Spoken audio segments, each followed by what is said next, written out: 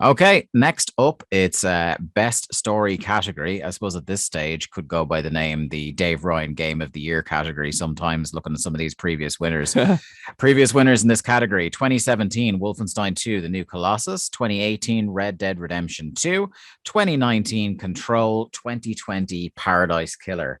That's actually just a lovely collection of stories there, I think. Starting us off, so say it, the Wheel of Fate will be. You reading the nominations. Yeah. Oh, yeah, of course. Tell you what, let's just take two. Right? No two takes in Game of the Year. No, I'm taking that again. Right. Okay, right. Thanks, Barry. Best story is our next category. Previous winners in this category are 2017 had Wolfenstein II, The New Colossus; 2018 was Red Dead Redemption 2; 2019 Control; 2020 Paradise Killer. The Dave Ryan Game of the Year category, stacked as always. This year's nominees: Deathloop, Death's Door, Guardians of the Galaxy, It Takes Two, Life is Strange: True Colors, Psychonauts 2, Resident Evil Village, Returnal, The Artful Escape, and Unpacking. Our first person up to the bat in this category will be Barry. Oh, okay. Okay. I'm gonna cut a big boy here right at the gate. Deathloop. I loved the world building. I loved a lot of the characters, which we talked a little bit about in Best Character.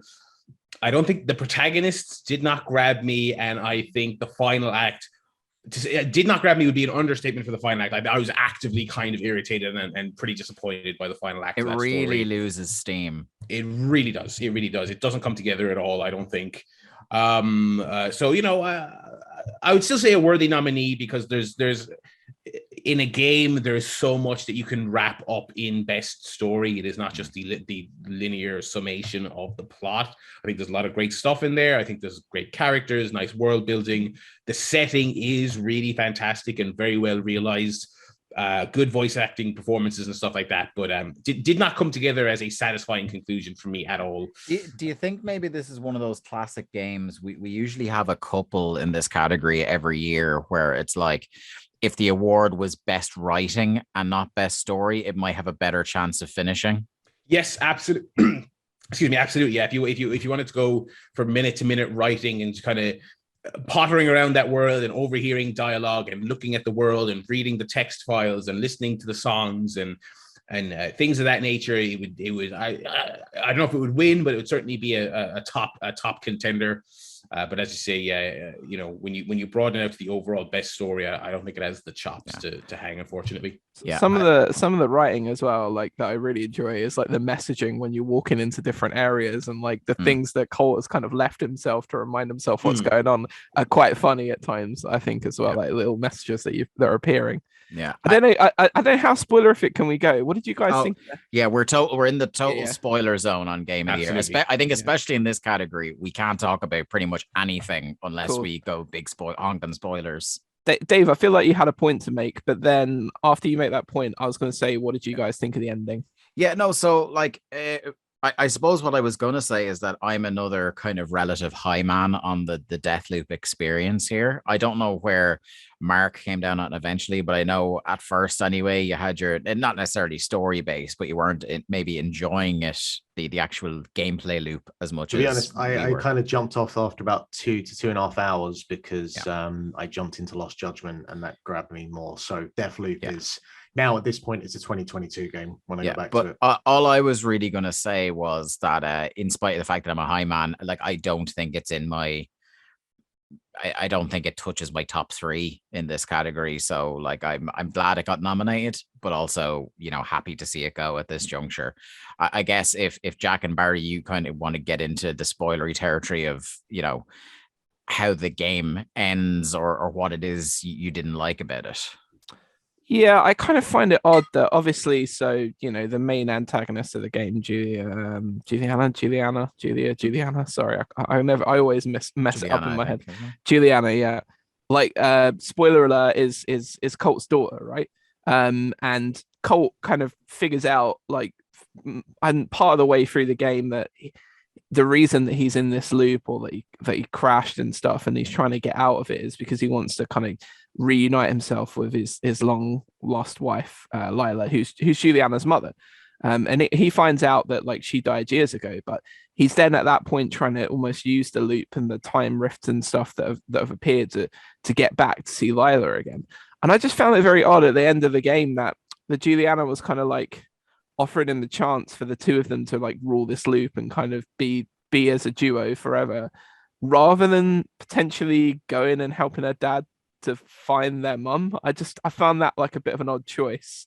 I don't know what you thought about that, Barry, but it was a bit weird. And there's apparently there's two endings. So there's an ending where you kind of you shoot Juliana to break the loop, and sort of end up a little bit outside it, which is which you kind of wake up on a beach and stuff. And then I think there's another ending as well that I didn't get, but yeah, I felt like it's a bit, I don't know, it just felt a bit odd, a bit off, a bit disappointing with some of the like wacky characters and cool things that happened in the game.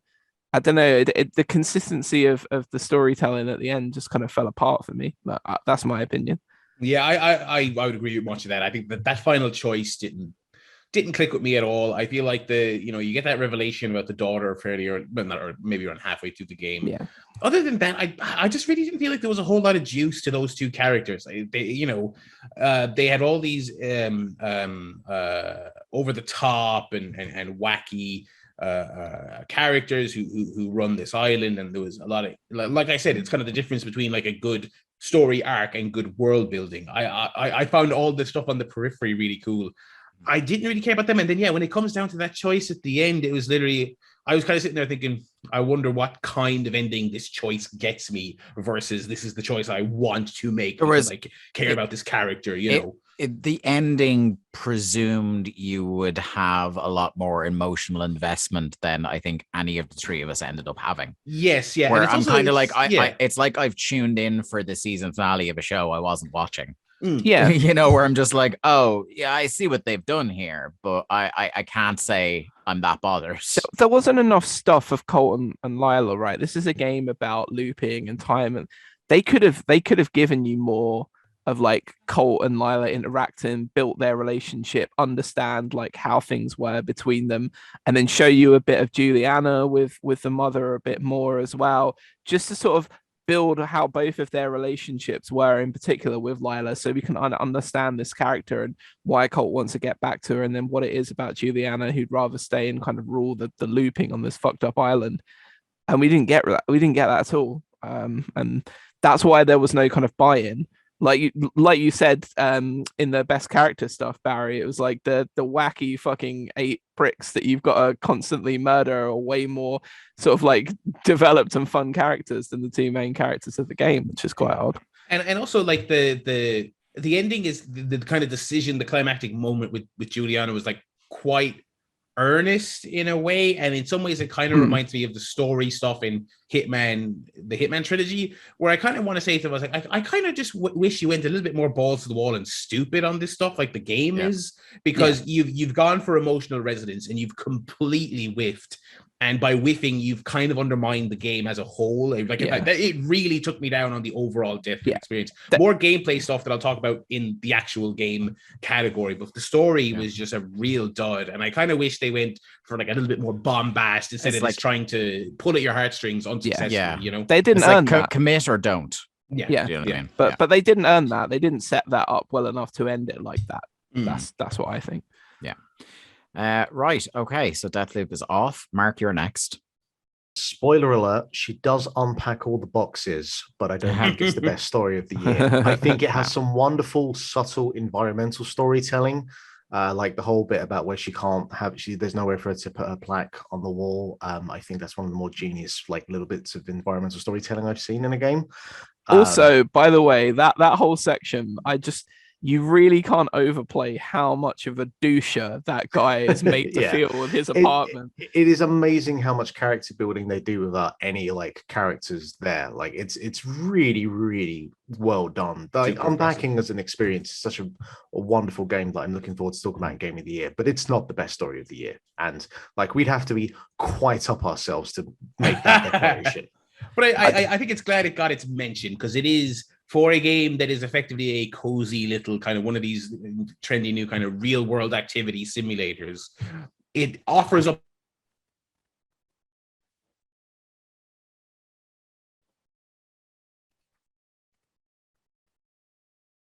Did Barry go for you? Yep. Yeah. It's kind of frozen a bit like. Oh, you're back, Barry. Yeah. Sorry.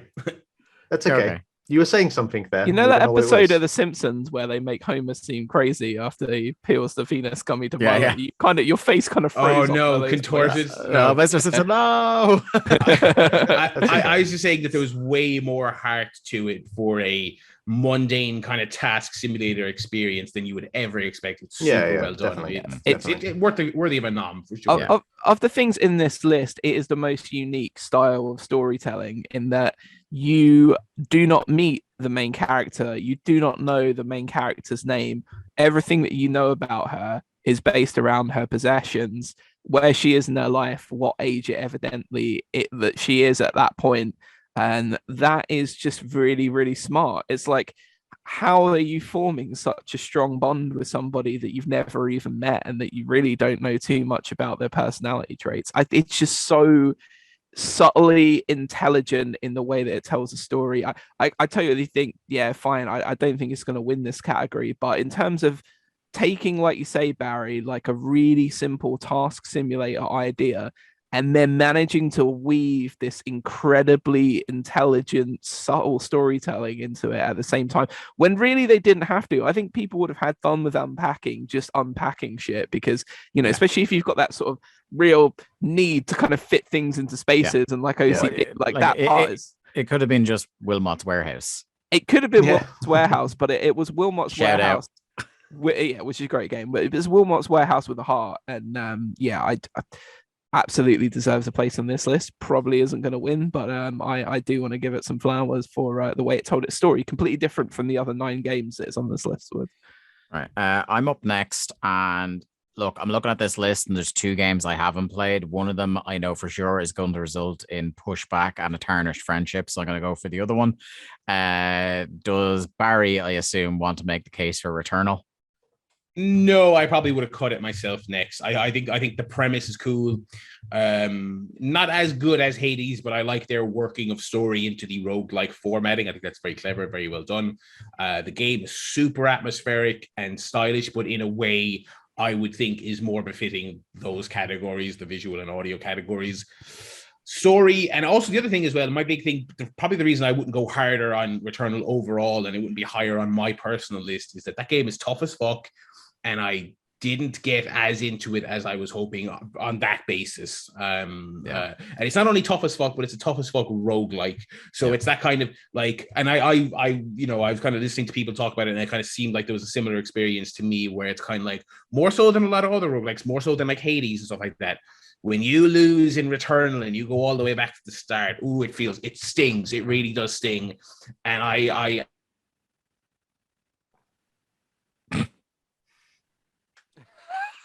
I mean, some of these freeze frames are unbelievable. Mark, I hope you're taking the screenshot for tonight.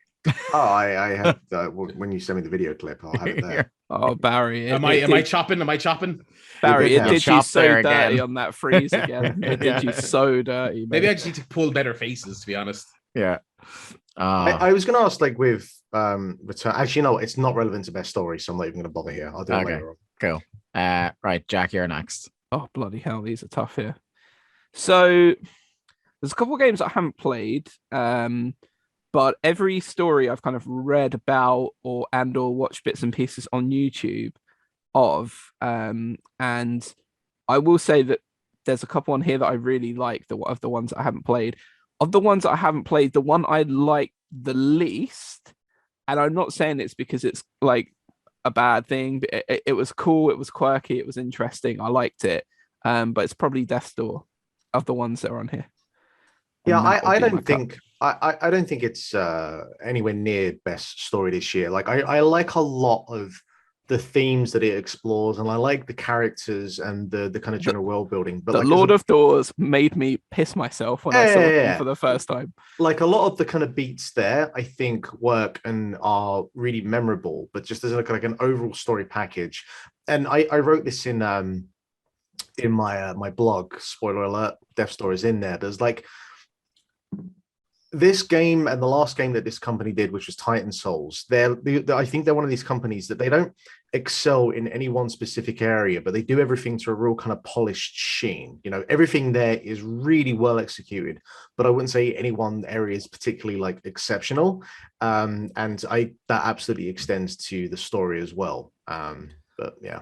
There is a Yeti called Betty though, and that made me very happy. And I fucking love that Lord Frog.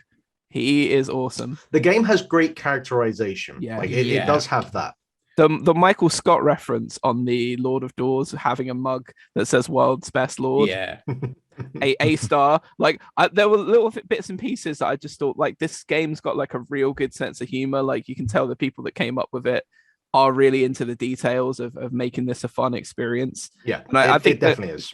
I think the whole kind of story of the, like making harvesting souls a kind of, mundane sort of bureaucratic process before obviously having to be, take down these like big three bosses to get back from Death's Door. And so it's really cool. It's a cool idea. It is. And I feel like as well, there was no kind of individual character or moment that was a blow away like winner of those respective categories, but I do think it has lots of neat little characters and moments. I love the little like on like the mountain area, the little shop you can find that's run by like a squid pulling a dead guy's arms up and down and making him flail around like he's still alive. That's a great little scene. And then the crow can order a soup, and like it's the most animated you see your character get in the whole game, where he tugs into the soup. It's got all kinds of stuff like that. But I do also like that it's like it is a game all about the mythical figures who like harvest souls to the underworld, that is like ponderous about death, but not us as humans. Like even the people who harvest the souls don't want to die, and things like that. I thought that was really cool. And I do appreciate a story like that. That's also similar to Unpacking. That's not reams and reams of text and 100 hours of voice work. Not that stuff isn't great and can't be phenomenal, but a game that is a lot of showing and not telling, which I did appreciate. I don't think it wins. I'm not, obviously, but another one where I'm like glad it's on the list, and a really well done story. Right. Okay. We're back around to Barry. Okay. I mean, there are no easy ones left. This is time to this is neck cutting time. I am going to have to.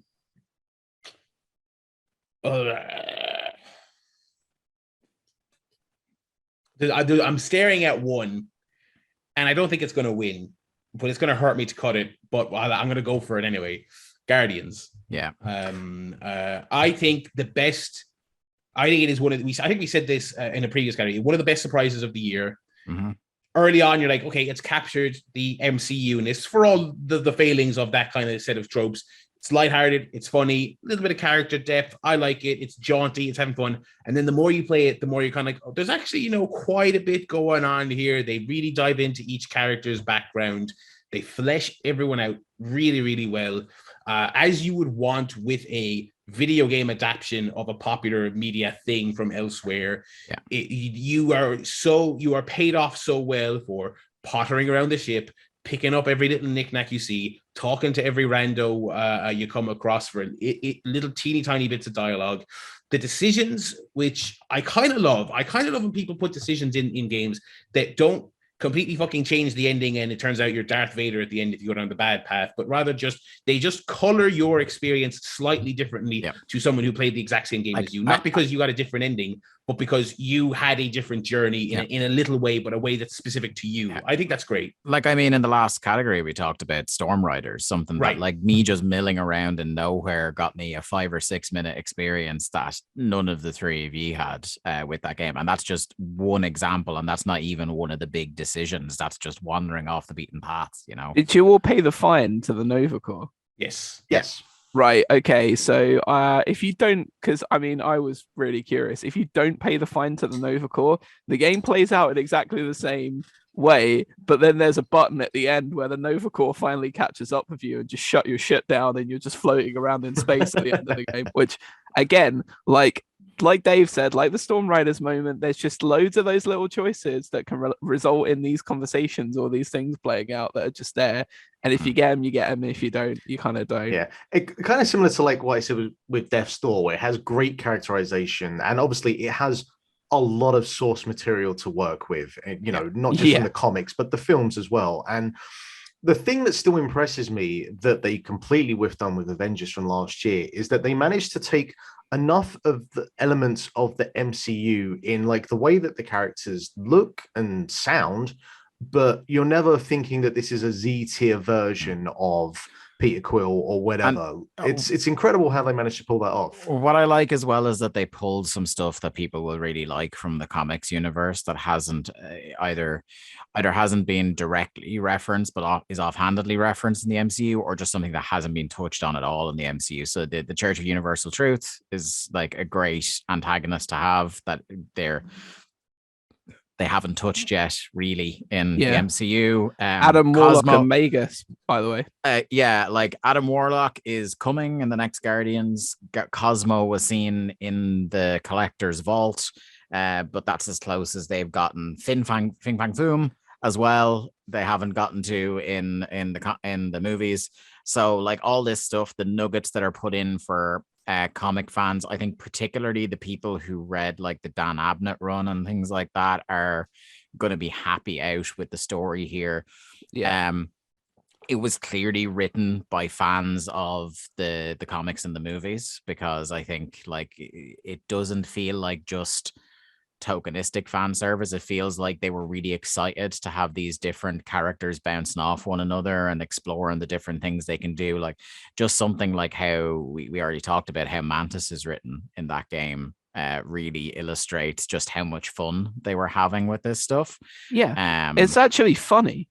Like there are funny moments, like even in a serious moment, like when they get kind of captured by the Church of Universal Truth and they're aboard the ship, and you've got Carell's daughter sort of like floating there in this weird elaborate costume, and Peter just has no idea to say, and he's like, aren't you a bit too young to be wearing a skirt that short, like looking at her costume? And then like even though she's in this trance like state, she's just immediately whips back, aren't you a little too old to have your own name on your clothes? And that line stuck with me. Like it's just so well delivered. We were saying about the last two games as well that, you know, less is more, and Guardians is the most this year. Like these motherfuckers do not shut the fuck up for a single second, and yet for some reason I didn't tire of it. Like even though 90% of it is them bickering with each other and arguing with each other, and a lot of the time that very quickly will just become tedious as hell, but the voice acting is strong enough and the writing is strong enough, and there's humor in a lot of the quips that go back and forth, that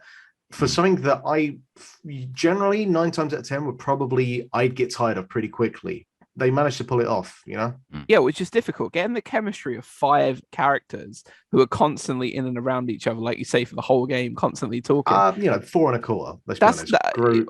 I mean, come on. I mean, he I know it's a whole language, but it is still 3 words. Look, Groot knows what Groot's saying. Just saying, right? Okay, but getting that right is not easy. You know, some games can't get 2 people right. So I will say some of the things they do with Groot in it, in spite of like obviously the limited dialogue, is great, because like I can't remember who it was pointed out. I don't know if it was on this podcast or it was another podcast.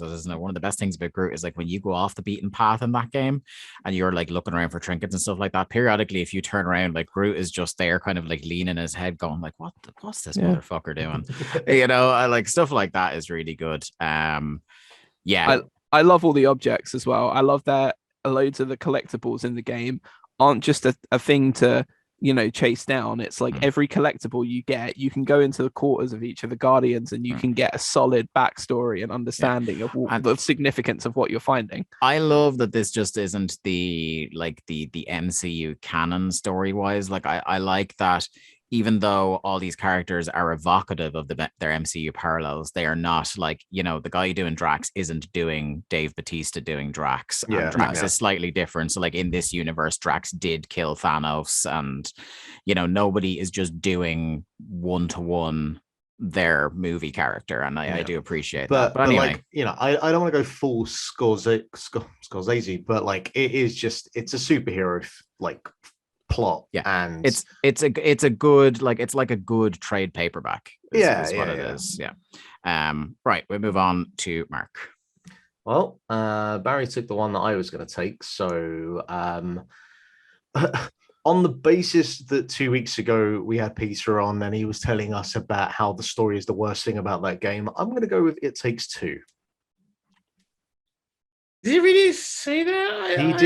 He did. He kind of just said sorry, second worst after Dr. Hakim, obviously. Well, obviously, naturally. But yes, that was his motherfucking book.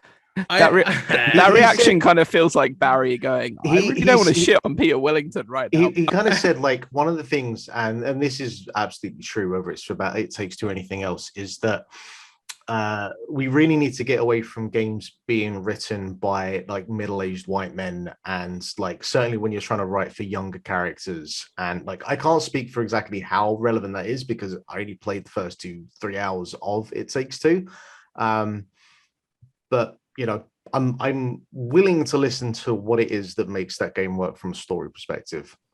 I think there's an interesting, there's a marriage of similar to kind of Psychonauts, but I think Psychonauts is better. So it's probably why I don't think I would fight to keep It Takes Two on this list, to be fair. I was about to say that. Similar to Psychonauts, I think there's an interesting marriage between story and gameplay in this that kind of makes them hard to separate, because in a much more tangible way than a lot of other games with great stories, the player experience is really kind of one-to-one aligned with that those two characters' experience. I mean, it is not the most original story in the world. You've got a little bit of Toy Story in there, a little bit of Honey, I Shrunk the Kids, and it's kind of tied together with this breaking up parents parable. Harry, don't you? I kind of watched through the story and kind of like read up, and it just read to me like a pitch for a mid-tier Pixar movie. Yeah, I think that would be fair. I mean, it would be like a less memorable one, or an okay one, but still good. Like it's still good. Yeah. When I watched the ending, I got quite emotional with it because I think they executed that ending of the game really well. And I mean, I didn't really have any bugbears with the writing. I think it's it's for what it is. I think it's perfectly fine. But we don't want for what it is. We want the best of the year. But the thing is, that's the thing. It's like it's like I said, it is a marriage of story and gameplay. Like it's not. It's certainly not. I'm trying to think of the best way to say it. It feels like your experience playing it is doing some of the lifting in the actual story, if that makes sense, which I guess makes it kind of hard and nebulous to argue for in just a straight best story category.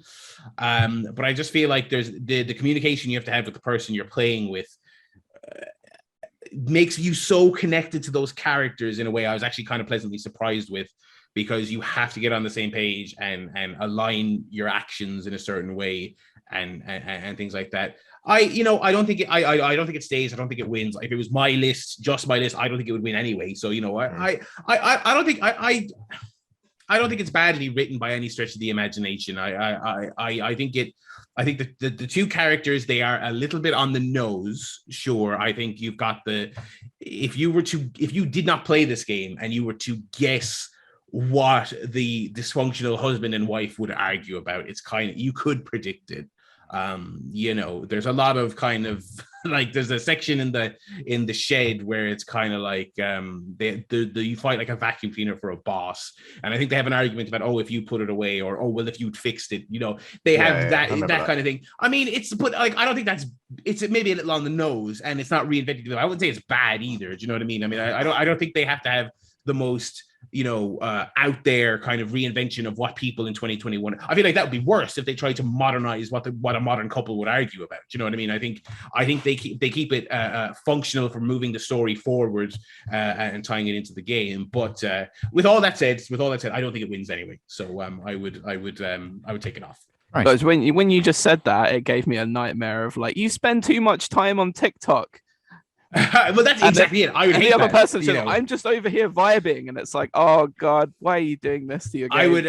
I would much rather have a fucking argument about you never do the dishes in a video game than you're on that Fortnite too much. Do you know what I mean? Like, I would rather. That's true. That's two little things, very quick things that I enjoyed about the story and specifically the ending. Number one, I think the idea of the kid blaming herself for the parents' divorce and stuff. I thought that was it's a really realistic reaction for a child to have, and I thought it was done and handled very well from what I watched. And number two, the reassurance of the father at the end saying like, look, no matter what happens, this isn't your fault.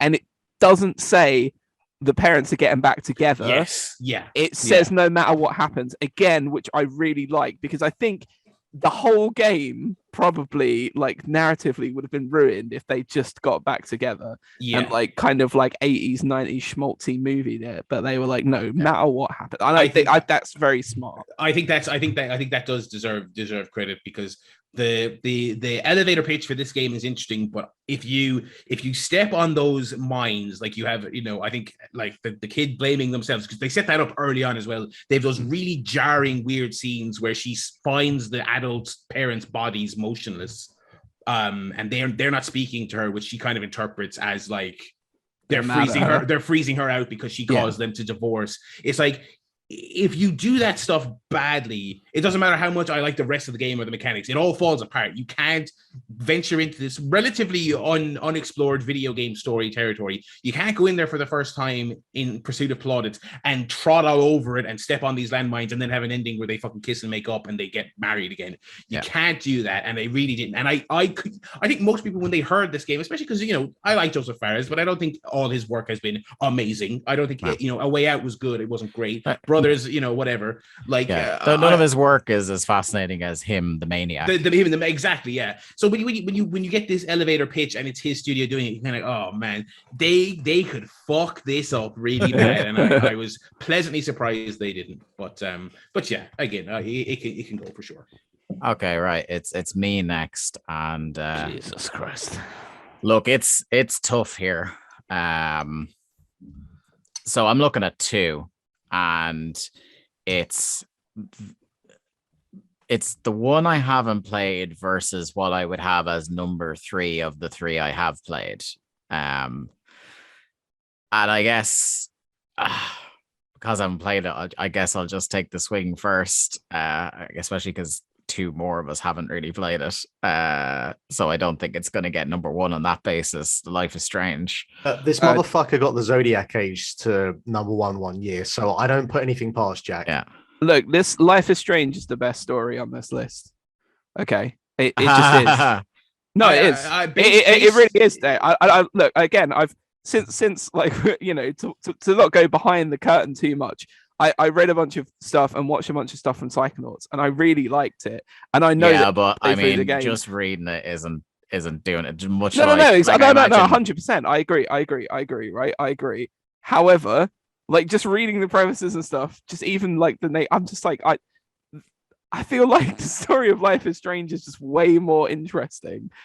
I mean, the themes that it deals with are really, really incredible that we have these in a mainstream video game, even if it is 2021 now. And you say that, but like Psychonauts deals with stuff from gambling addiction to anxiety. Yeah, I'm not having this slander. Like I get what I'm not slandering. I'm not saying Psychonauts is bad. I get what saying Life is Strange is better from what I read. I get where you're coming from in terms of like the themes that Life is Strange as a whole deals with, and obviously it is amazing that it deals with those games. But Psychonauts from the first one to now, it has. The themes are obviously on like the same level in terms of like sexuality and gender and that kind of like pathway, but it's still, it's more of a I guess a kind of mental health. I'm sure there are kind of paths where those two games cross over. Yeah. You know, they're Like, kind exactly, of doing the same exactly, thing, yeah, but just like different themes. they're dealing with different themes, but pretty much everything you said about like I'm amazed that they like this stuff is being covered in the video game. Like I would also say of Psychonauts too. I think it's also kind of apples and oranges, though. It's not. I realize you can't they compare the two. they are both of heading. course. One of them is going for prestige indie film vibes. One of them is going for like Nickelodeon. And I will say just like to back Jack up here a little bit, I would say based on the bit I played, which obviously I didn't finish it, and also his summation of the Steph arc and also the DLC and stuff like that. I'm willing to keep Life is Strange on here because I mean it's funny that the debate became Life is Strange versus Psychonauts 2. The two of you are going to hate this one's going to say it. For me, it comes down to Life is Strange or Psychonauts. The other two go. That's absolutely fine with me because there's two things I wanted to talk about here. The other one that I was going to cut like as the alternative was Artful Escape. I want Resident Evil Village in the top 3 just because like it is not anything like the way Psychonauts or Life is Strange tackles serious issues aren't like that. It is a big, dumb, bombastic experience starring the world's most indestructible himbo. But it is fabulous at that. In as much as like, I look at our previous winners in the category. So the only one I could compare Resident Evil Village to is Wolfenstein. Right? Yeah, it's very much that kind of like they just fucking went for it. And it's just balls to the wall and it's mental and it's crazy. Whereas I think that, like you've said, Barry, if we cut it now to Psychonauts versus Life is Strange, I think those are the two that are kind of more in keeping with the other stuff we've voted as story of the year. I think we did a lot on how good Resident Evil is and how whack it is, like in the previous category.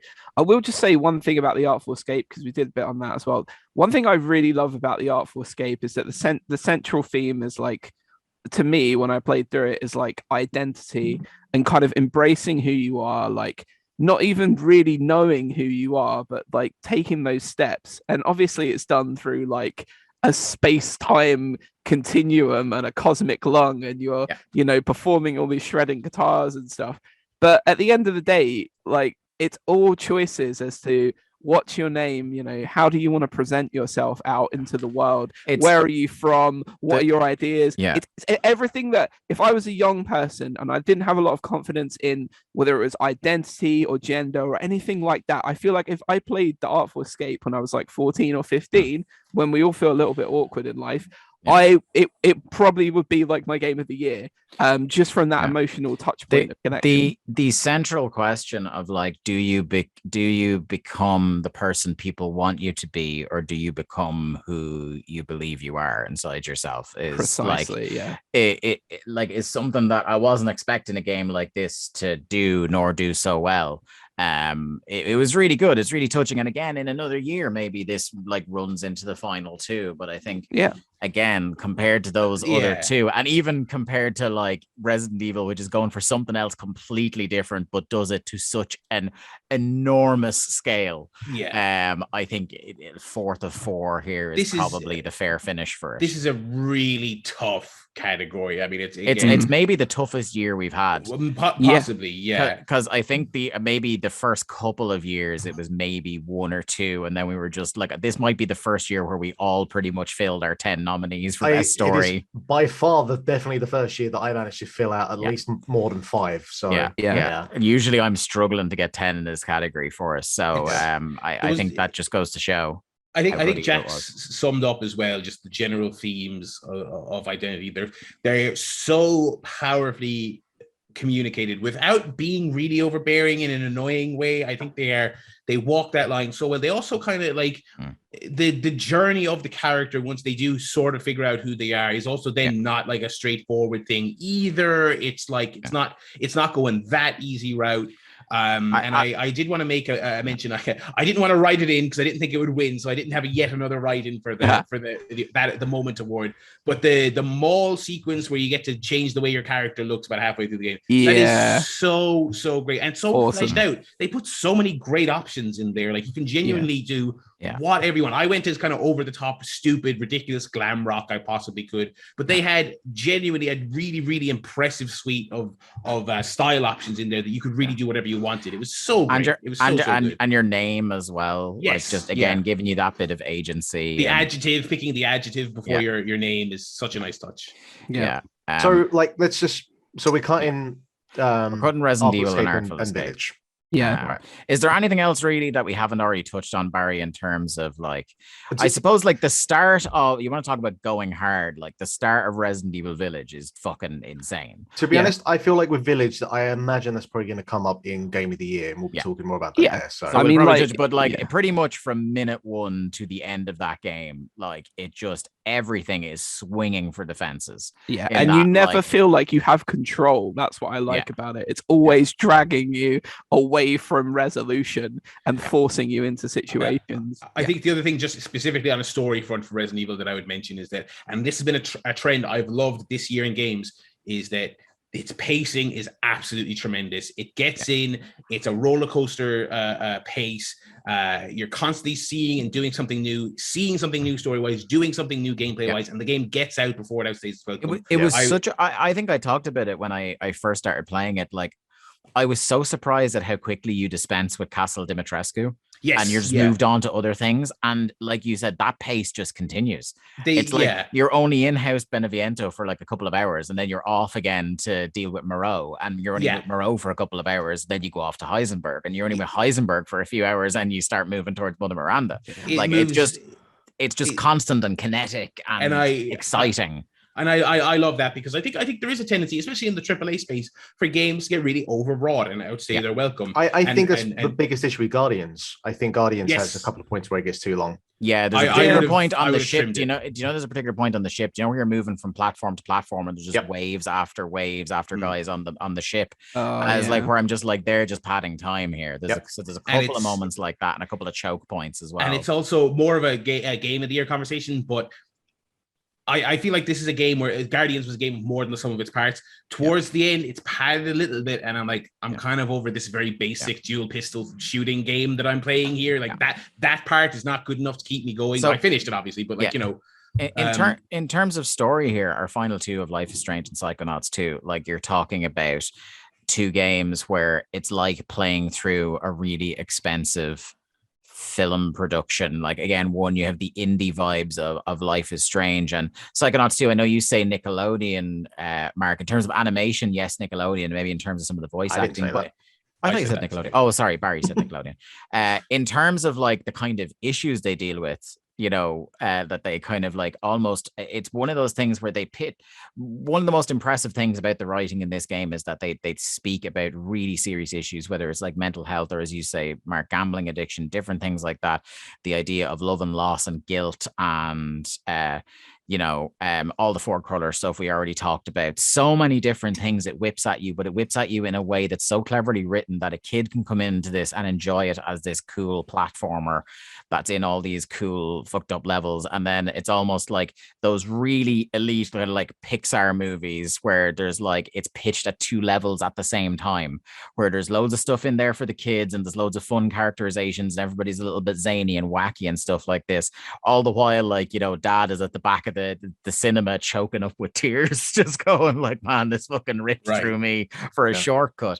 So like but by comparison, like Resident Evil Village is like playing through like an awesome fucking like Evil Dead movie or some shit. Do you know what I mean? Like, and it's awesome as well. And I love it. Proper schlocky horror. Yeah, it's fucking great. The thing with Psychonauts 2 as well is it's because one of the issues that a lot of games, when they're telling stories, run into, and films as well, is they just present this thing as like, look, we're exploring depression or we're exploring racism or whatever. It's like, you're not actually exploring it. You've just gone, here's a racism, and then that's it. You haven't actually said anything about it or explored it. Hello, Quantic Dream. I know, Jesus Christ.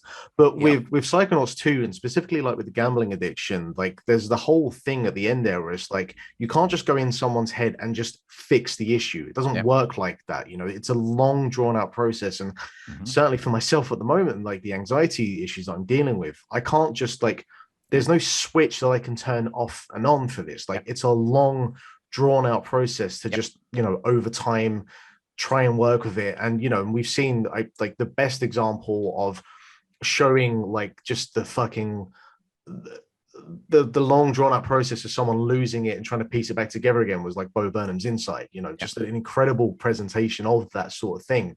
And I think the Psychonauts 2 does this really well, where it's not just here's an anxiety, here's a depression. It's like, no, we're actually looking at this, exploring this, and kind of talking about yeah, as well as the broader arc, there's like the little mini arcs. So like there's the gambling addiction stuff, but there's also like little mini arcs that deal with stuff like families and with relationships and with same-sex relationships as well and stuff like that. And it's just like there's so much shit it whips at you. And like I don't want to make it sound like I want to reel back on me trying to cut Life is Strange, because like it's literally only because I hadn't played it that I tried to cut it. And I know full well, based on everything Jack has said and the little bits Barry has said as well, that I'm going to really enjoy that game when I finally get around to it.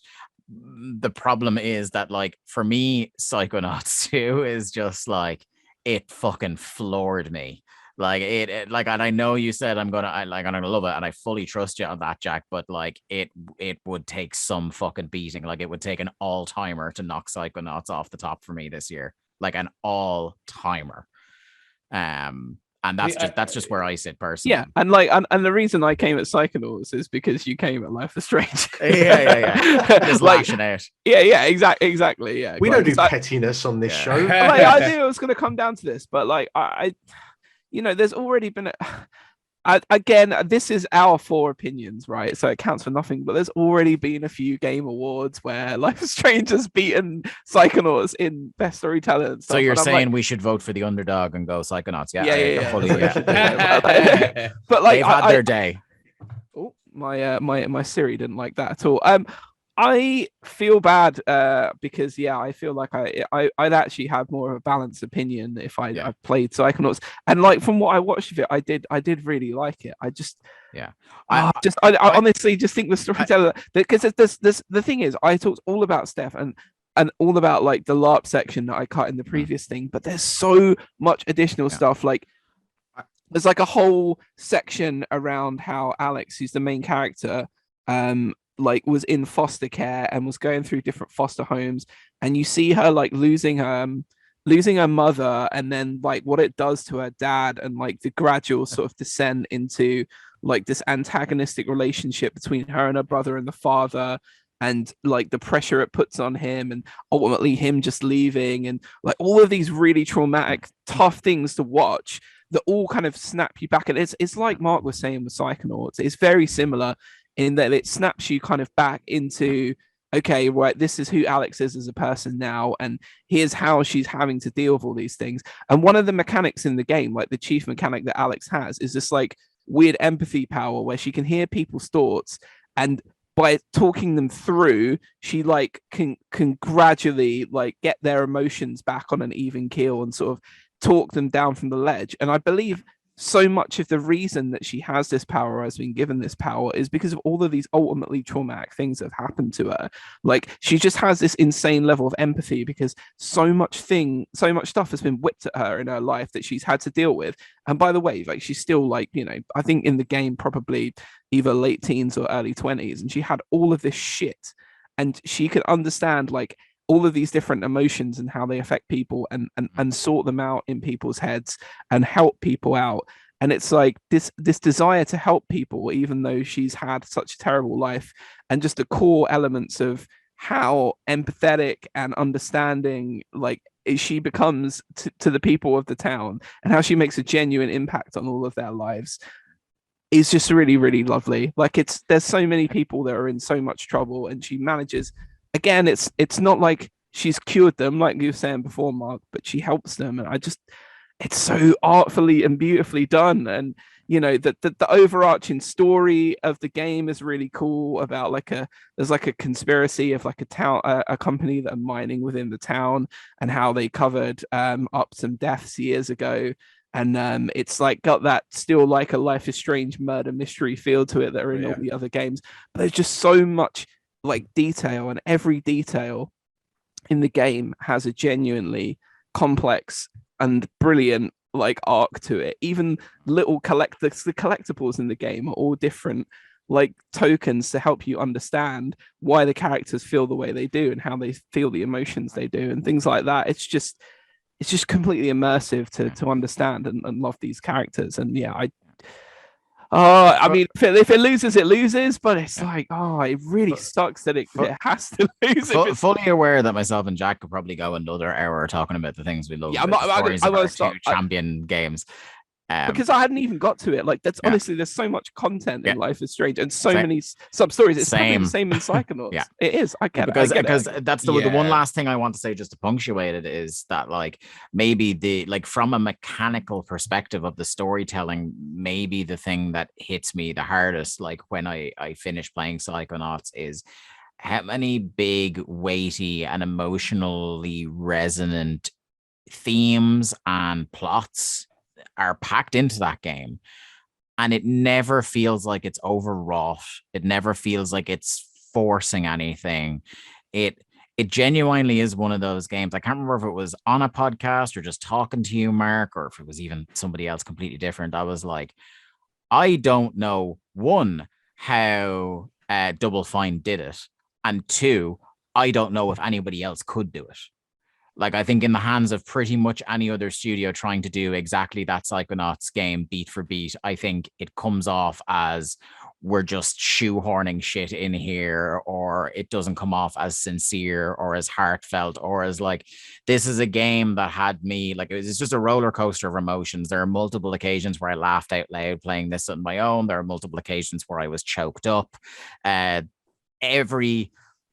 Every character that gets a reasonable amount of screen time, I had some level of emotional investment in, which again, from a game, when you look at what Psychonauts is on the face of it, you look at the again, that kind of Nickelodeon or Pixar style of thing, you're kind of just like, really? He got emotionally invested in that kind of game got him choked up. But like, I'm not fucking kidding you guys. And it's one of those, it feels like it's joining that rare list of games nowadays where I'm actually going to replay this game start to finish every year or two. It's also with like with Double Fine specifically, they're the only company that can do everything you just said there and still win the game on a kaiju big boss battle.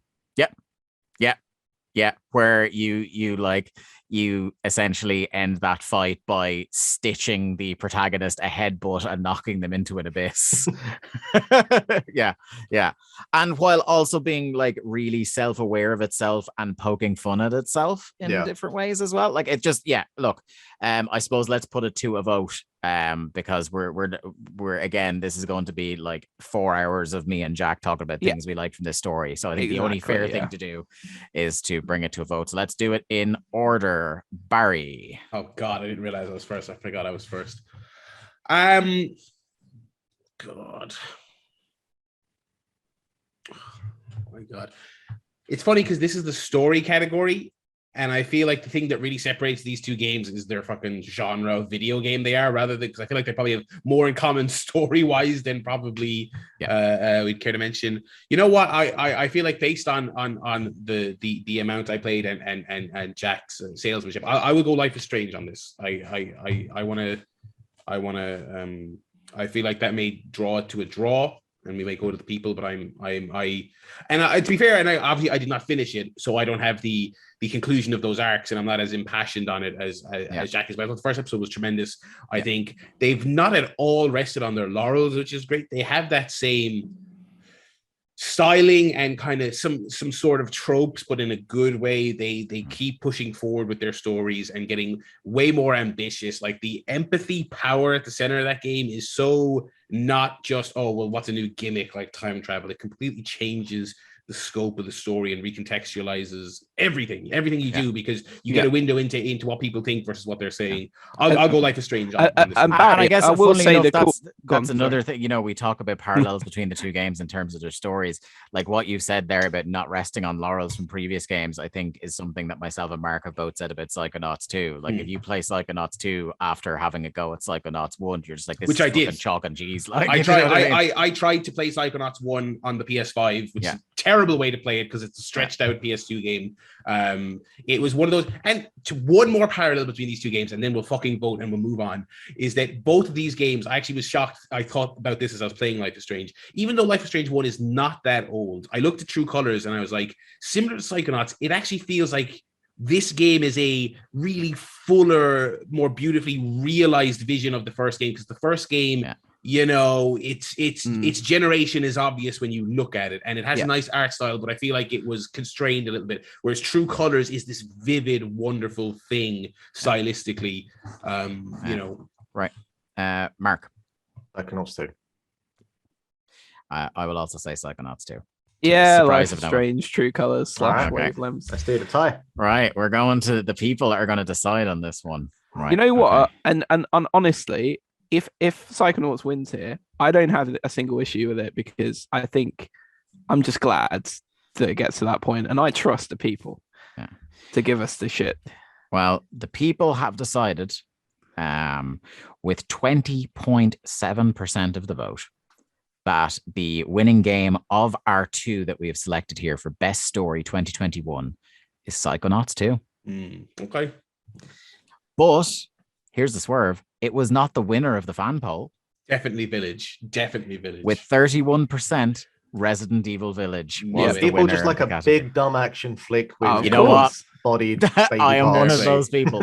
I am one of those people. I sir. mean, like, that was I'm my 1 and 2 flip reversed there in the people's poll. For interest, so 31% for Resident Evil, 20.7% for Psychonauts 2, 6.9% for Life is Strange True Colors. I just don't think enough people played the game. It would be my thing. Interestingly enough, Life is Strange was tied with Returnal, The Artful Escape, Unpacking, and Death's Door, and It Takes Two. There was a huge tie for third place. You know what though? That's kind of why I was happy to vote Life is Strange. I thought they were both great, and I loved Psychonauts 2, and I have zero issues with it winning. I mean, I thought there were two tremendous final twos. So